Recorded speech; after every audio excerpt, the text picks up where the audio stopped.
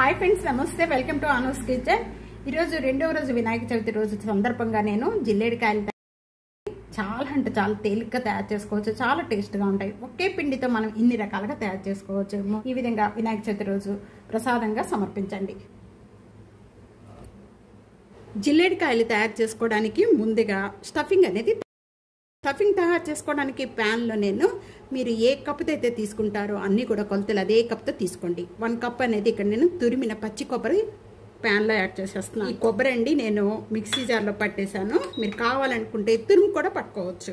లో ఫ్లేమ్లో పెట్టుకొని కొబ్బరి వేయించుకుందాం 1 మినిట్ వరకు కూడా. 1/2 టేబుల్ స్పూన్ ఇలాచీ పౌడర్ యాడ్ చేస్తున్నానండి. అలాగే ఇక్కడ మనం ఏ కప్తో అయితే మనం కొబ్బరి తీసుకున్నామో సేమ్ కప్తోనే 1/2 కప్ అనేది ఇక్కడ నేను బెల్లం పౌడర్ యాడ్ చేస్తున్నాను. ఒక 1 మినిట్ వరకు కూడా బాగా కలుపుకోవాలి.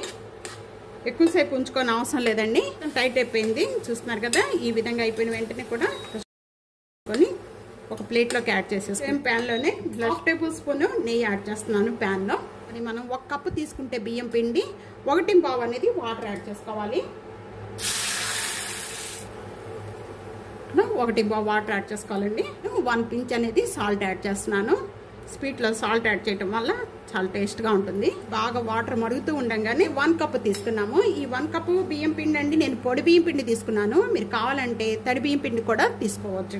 కొద్దిగా వేసుకుంటూ కూడా ఈ బియ్యం పిండి అనేది కొద్దిగా సాఫ్ట్గా కలుపుకుంటూ ఉండాలి, లేకపోతే ఉండలు కట్టేస్తుంది.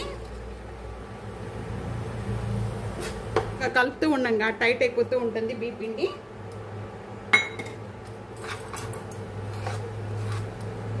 ముద్దలాగా సాఫ్ట్గా కలుపుకోవాలండి. మూత పెట్టేసుకుందాము. మూత పెట్టేది చల్లారిపోయిన వెంటనే కూడా ఈ అనేది ఈ విధంగా నెయ్యి అప్లై చేసుకొని చేతికి మొత్తం కూడా బాగా కలుపుకో. ఎంత బాగా కలుపుకుంటే మనకి అంత బాగా వస్తాయండి. ఈ విధంగా కలుపుకున్న వెంటనే కూడా ఒకే పిండితో 3 వెరైటీలుగా చేసుకోవచ్చు. మనం మోదక్ తయారు చేస్తున్నాను. చిన్న బాల్స్గా తయారు చేసి ఈ విధంగా లోపలికి పెట్టేసుకోండి. చేయాలండి. బాగా ప్రెస్ చేసేస్తేనే మనకి షేప్ అనేది మంచిగా వస్తుంది. ఇలాగా ప్రెస్ చేసేయండి అనేది ఈ విధంగా పెట్టేసుకోండి. స్టఫింగ్ అంతా కూడా బయటికి రాకుండా మొత్తం కూడా బాగా ప్రెస్ చేసేసుకుంటే మనకి ఈ విధంగా షేప్ వస్తుంది. ఇప్పుడు కొద్దిగా పెద్ద ఉండ తీసుకొని కొద్దిగా చేతికి నెయ్యి అప్లై చేసేసుకొని ఈ విధంగా చేసుకోవడం ఈ విధంగా చేసుకోవచ్చు. నేను ఇడ్లీ ప్లేట్ల మీద కొద్దిగా నెయ్యి అప్లై చేసేసుకొని దాని మీద పెట్టేస్తానండి. ఇప్పుడు కుక్కర్లో పెట్టేస్తాను.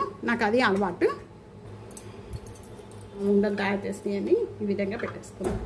అన్ని ఈ విధంగా పెట్టేసేసుకొని మనం 15 నిమిషాలకి స్టీమ్ ఇచ్చేసామనుకోండి రెడీ అయిపోతాయి.